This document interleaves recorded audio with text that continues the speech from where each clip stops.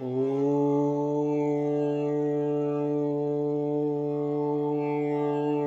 यस्मिन् सर्वाणि भूतानि आत्मा एव अभूति विजानतः तत्र कः महः कः सुखः एकत्वम् अनुपश्यतः।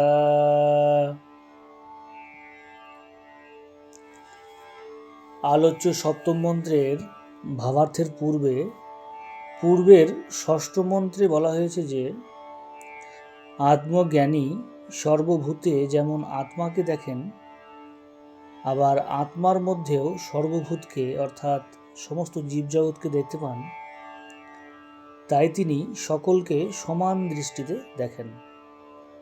আর তাই আরও স্পষ্ট করে ষষ্ঠ মন্ত্রের ভাবার্থ বিশ্লেষণে সপ্তম মন্ত্রে বলা হয়েছে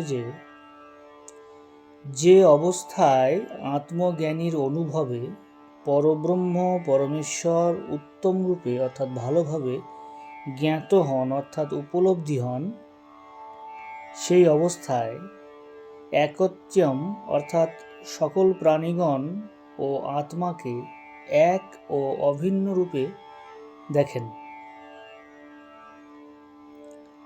আর তাই সেই একত্বদর্শী জ্ঞানীর শোকই বা কি আর মোহই বা কি, অর্থাৎ শোক ও মোহ কিছুই থাকে না, সর্বদা আনন্দমগ্ন হয়ে যান। শোক ও মোহের ঊর্ধ্বে সর্বদা বিরাজ করেন।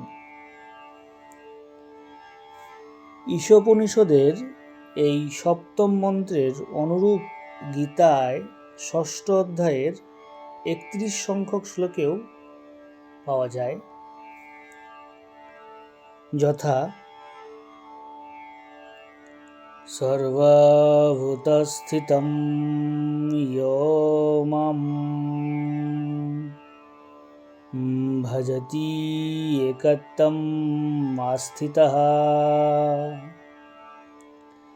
সর্বথা বর্তমানোপি স যোগী ময়ি বর্ততে।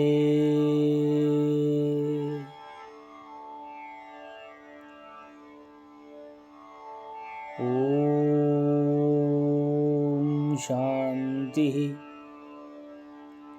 শান্তি শান্তি।